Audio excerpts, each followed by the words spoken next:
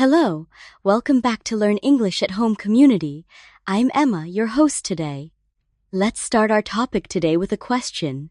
Have you ever wondered why some people seem to speak English so naturally, almost as if they're not translating at all? Let me ask you this.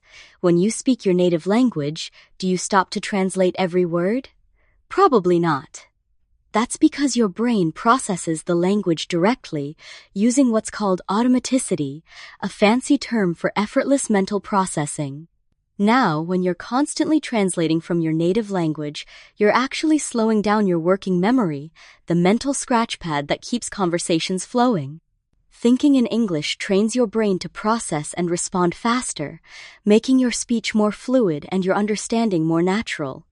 This isn't just about speed, it's about confidence too. So, the real breakthrough comes when you stop relying on translation and start building mental associations directly in English. That's the key to unlocking real fluency. Let's be honest, we've all been there pausing mid-sentence, scrambling to find the right word, and sometimes losing the whole thread of a conversation. This happens because translating in your head overloads your cognitive load, the brain's limited ability to juggle information in real time. Now you might be thinking, but isn't translation a necessary first step? Sure, at the very beginning it helps. But if you make it a crutch, you'll always struggle with real-time conversations. Switching between languages is like trying to drive a car while constantly switching gears clunky and exhausting. Instead, you want your mental transmission to shift smoothly, directly in English. That's why moving beyond translation is less about perfection and more about freeing up mental space for real communication. Let's kick things off with the simplest exercise to start thinking in English: single word association. Look around you right now, what do you see? Try naming every object in English: computer, desk, window. This is called lexical retrieval, pulling up words from memory. You might be asking, but what if I don't know a word? Don't freeze up. Instead, use descriptive language. For example, if you see a bookshelf but can't remember the word, say, the place where I put my books. This technique, known as circumlocution, keeps your thoughts in English and strengthens your vocabulary over time. Here's the challenge. Try this right now for 5 objects around you. The more you practice, the more natural it will feel. Now let's address a common roadblock. What do you do when you don't know the English word for something? Instead of switching back to your native language, describe the object or action in English terms. This taps into your semantic network, the web of meaning that connects ideas in your brain. For instance, if you see a paperclip but forget the word, describe it as the tool that keeps papers together. You might be thinking, won't this make me sound less fluent? Actually, even native speakers use this strategy when they forget a word. It's a sign of resourcefulness, not weakness. Every time you do this, you're reinforcing your English thought process, making it easier to recall new words in the future. Ready to level up?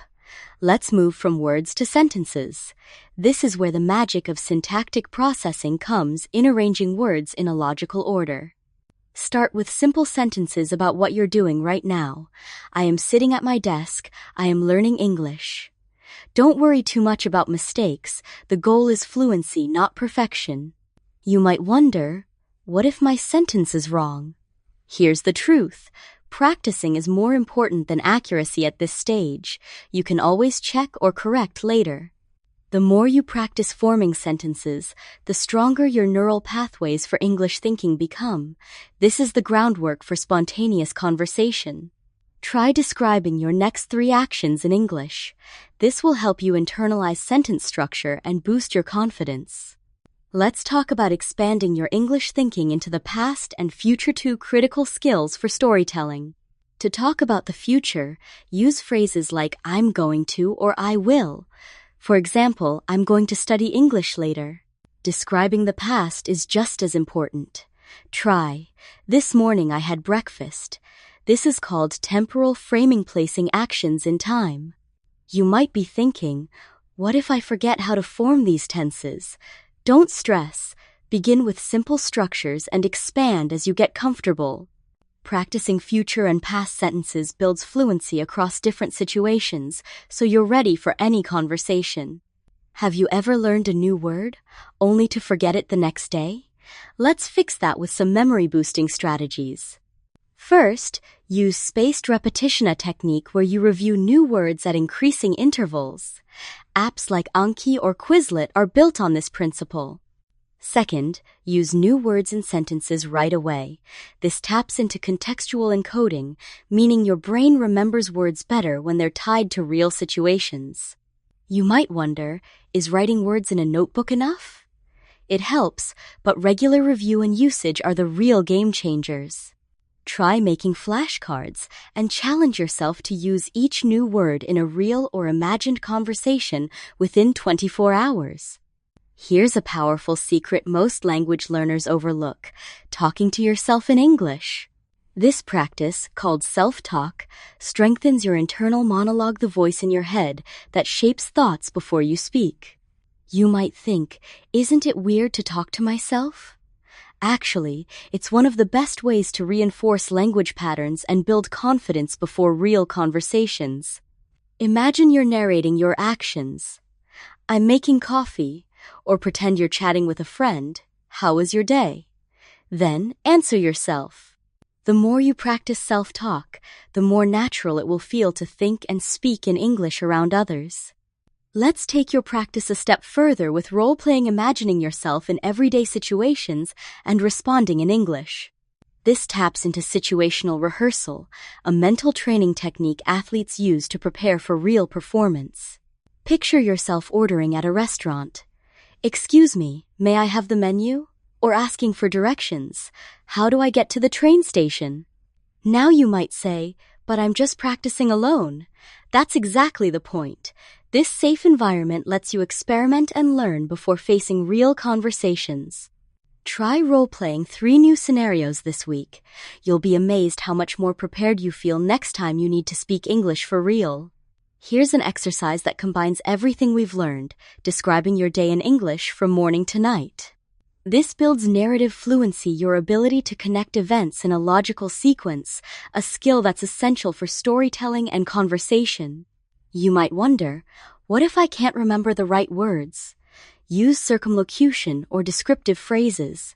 The goal is to keep thinking in English, even if your vocabulary isn't perfect. Try this. Every evening, spend 2 minutes summarizing your day aloud. It reinforces vocabulary, grammar, and the mental habit of English thinking. And over time, you'll find your ability to connect thoughts and share your experiences grows stronger and more automatic. Being able to express thoughts and feelings in English is a true mark of fluency, and it's something many learners avoid. This is all about affective language, words and phrases that describe emotions like excited, nervous, or proud. You might feel awkward at first, but expressing emotions in English deepens your connection to the language and prepares you for genuine conversations.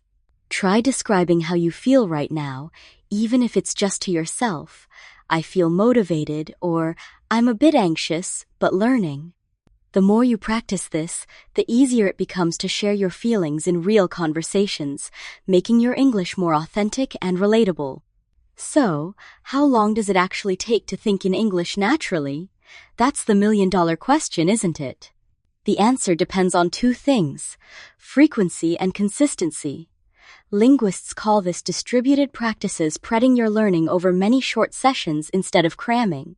You might be thinking, will I ever stop translating?